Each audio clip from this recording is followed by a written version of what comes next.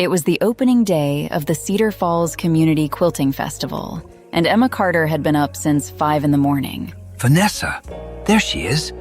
Everyone, come look at what Vanessa made. Daniel, I wanted to show you my quilt first. I finished the border last night and… Hold on. Look at this.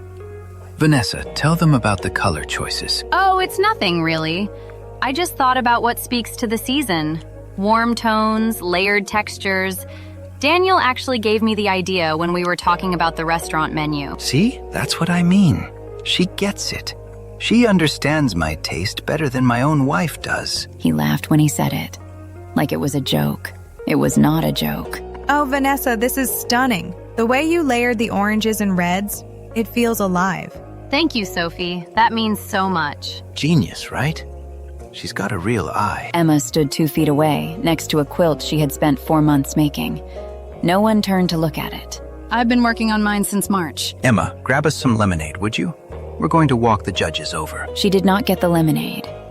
She stood very still and watched her husband guide Vanessa toward the judging table, his hand at the small of Vanessa's back. And something cold and clear settled in Emma's chest, like a pin finding its place in fabric. 4 months. She said it to no one. Then she started paying attention. 2 days later, Emma showed up to her volunteer shift at the Cedar Falls Sewing Museum. She had been volunteering there for a year, mostly cataloging donations. That Tuesday, Maggie, the museum's director, put her in the archive room. There are 3 boxes back here that haven't been touched since 1987. Old patterns mostly, but whoever owned them wrote all over them. Wrote on the patterns? Notes, changes, fixes. When a woman couldn't afford the right fabric, she'd write down what she used instead. When a design didn't work for her body, she'd adapt it. Generation after generation, just quietly solving the problem in front of them. Can I read them? That's why I put you in here. Emma opened the first box. The patterns were yellowed and soft at the edges. The handwriting ranged from neat cursive to hurried scrawl. But every note said the same thing underneath the different words. I saw what was broken, and I figured out how to fix it. This woman, her name is Grace, 1943. She writes, "When the original is damaged, don't throw it away. Study where it failed.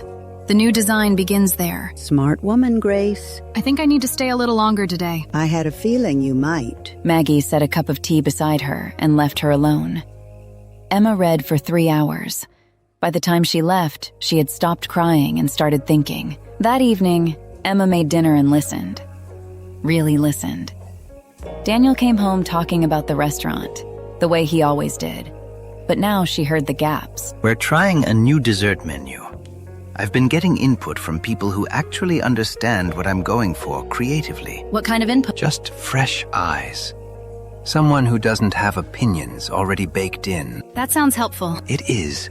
It really is. He said it like he expected her to argue. She didn't. She passed him the bread and smiled, and he looked almost disappointed. Vanessa seemed very excited about the festival. Do you two see each other much outside of that? She comes into the restaurant sometimes. She's a regular. Which nights does she usually come in? I don't know. Thursdays, maybe? Why? Just curious. I'd love to have her over for dinner sometime. Get to know her better. Daniel's fork stopped moving for just a second. Then he picked it back up. Sure. Yeah, that would be fine. Emma wrote down Thursdays in her notebook when he went to watch television. Then she wrote down the way his fork had stopped. Small details. That's how the old patterns worked. You didn't pull the whole thread. You found the loose end first. The next Thursday, Emma came back to the archive early and found Maggie already there, holding a pattern like it was something precious. Emma, look at this one. A woman named Ruth, 1958. She writes, "My husband thought the pattern was ruined. I let him think so. I fixed it without telling him. It came out better than the original." She kept it to herself. Sometimes the most powerful move is to let the other person believe they know more than they do. Maggie, can I ask you something personal? You can ask. Did you ever have to rebuild something? Something you didn't want to believe was broken? Maggie set the pattern down and looked at Emma the way a person looks at someone they've been expecting. My first husband, years ago, I found out slowly. The same way you find a loose thread. You pull just a little, and then a little more, and before long, you're holding a whole fistful of string, and the seam is gone. What did you do? I made sure I knew everything before I let him know I knew anything. That way, when it was over, it was completely over. No room to spin it, no room to lie. And then? And then I made the most beautiful quilt I've ever made in my life. It's hanging in the front hall. You've walked past it 100 times. The one with the dark blue center? Built from the pieces of a dress I never wore for him. Every scrap I thought was wasted. Turns out it was just waiting for the right design. Emma sat quietly for a moment. Then she took out her notebook. I'm going to need to learn a few things about how people protect secrets. Good. Because the trick isn't to break the secret open.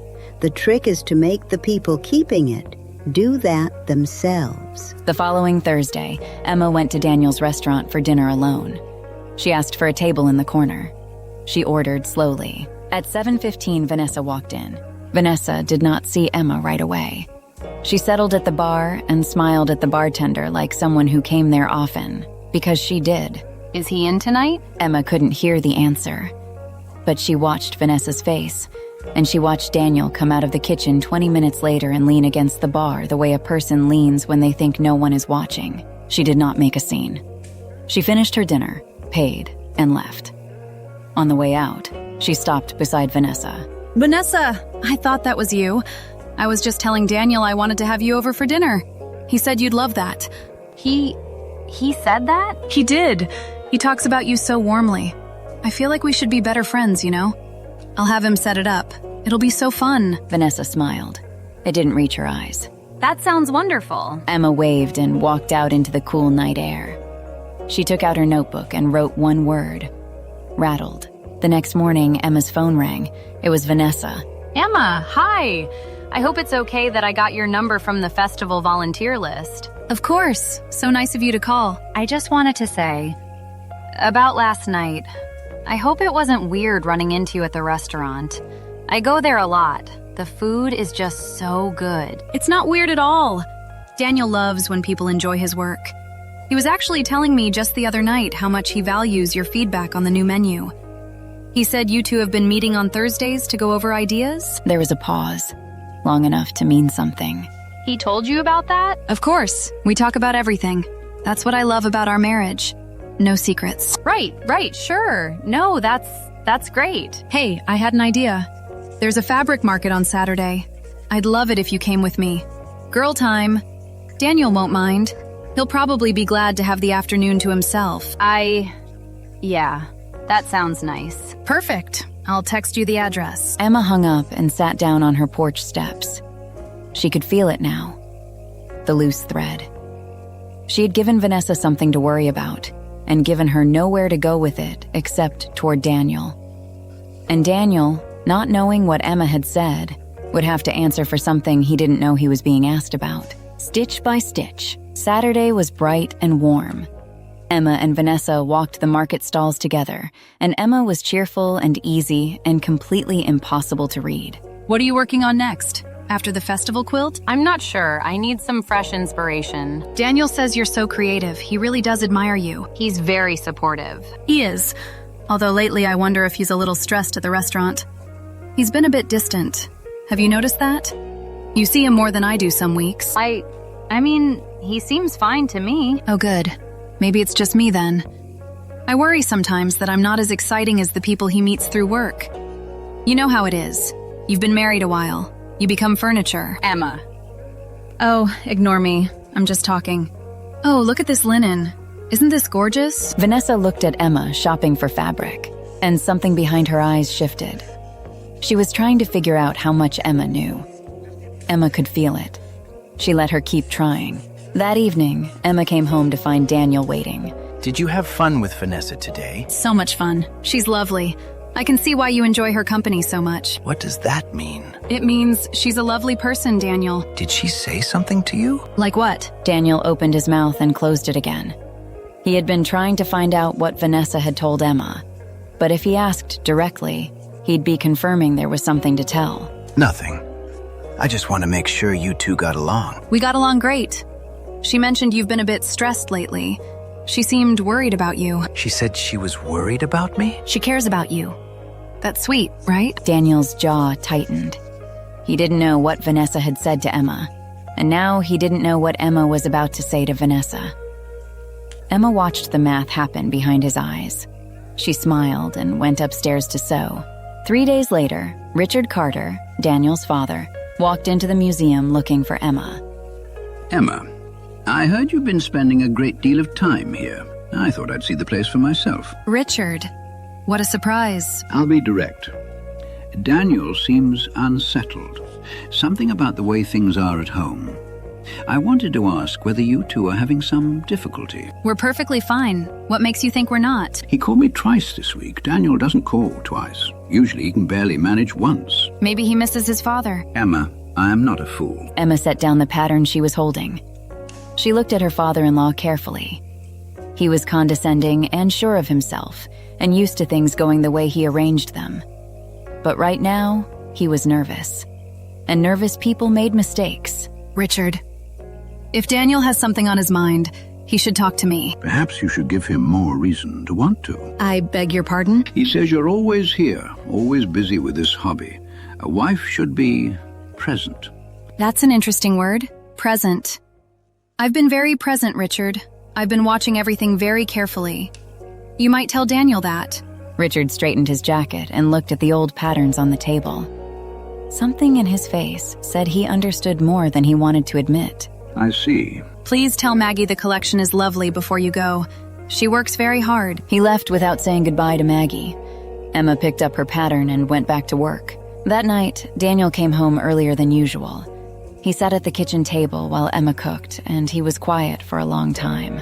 Vanessa called me today. She was upset. About what? She said you told her that I talk about her constantly, that I share things about her with you. I said you spoke warmly about her. That's true, isn't it? She thinks I've been telling you things, private things. Have you been telling me things, Daniel? Daniel stood up and then sat back down. She's pulling back. She said she's uncomfortable. With me? With everything.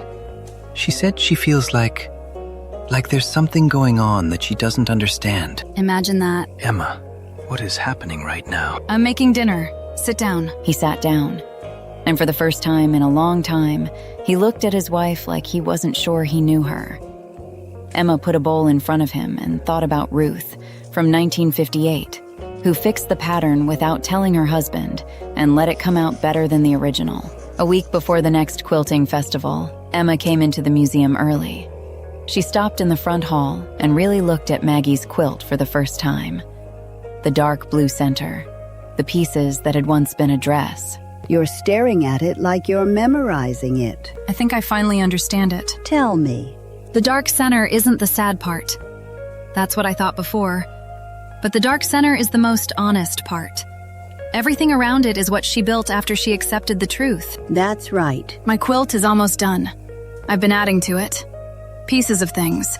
A scrap of the apron I wore the day he embarrassed me at the festival. A piece of the fabric I was holding when I read Grace's note. A strip from a curtain I took down from the guest room. The room where she would have stayed if I'd invited her to dinner and pretended everything was fine. Emma, I'm not pretending anymore, Maggie. what are you going to do? I'm going to finish the quilt. And I'm going to hang it at the festival. And then I'm going to start the next part of my life. Maggie reached out and squeezed Emma's hand. It was the kind of squeeze that meant, I've been waiting for you to get here. The Cedar Falls Community Quilting Festival opened on a bright October morning. Emma had a table near the front this time. She had requested it. The quilt was large, 6 feet across. It moved in the breeze and pulled the eye from 20 feet away.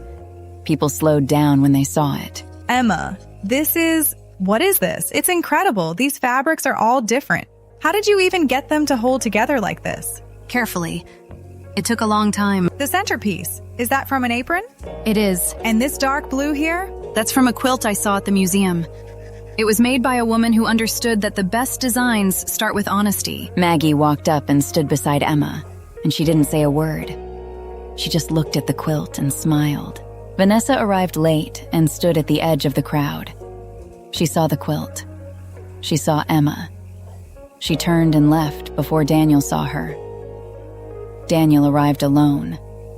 He stood in front of the quilt for a long time. Emma, You don't have to say anything. I didn't know you could do something like this. I know you didn't. That was the truest thing either of them said all day. The quilt won first place. The judges said they had never seen anything like it. The way it seemed to tell a whole story without using a single word. Sophie cried a little and said it was the most beautiful thing at the festival. Richard came by, looked at it for a long time, and quietly said, "Well done," before walking away. Maggie, thank you.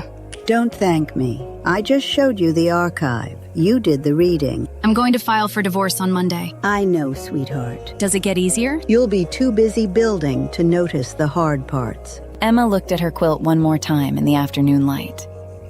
Every scrap she had thought was a wound had become a piece of something stronger than anything she could have planned from the start. The moral of this story: the truth does not always have to be screamed to be heard. Sometimes the most powerful thing you can do is let dishonest people tangle themselves in their own lies while you quietly build something better. Emma never raised her voice. She never made a single accusation she couldn't support. She studied the small details, the way those old women studied their patterns, and she let the design reveal itself. When people try to make you feel small, they are counting on you to either accept it or fall apart. Emma did neither. She paid attention, she prepared, and she made something that could not be ignored. The listener who takes one thing from Emma's story should take this. The person who dismisses your work and calls it a hobby is often the most afraid of what you will build when they are no longer watching.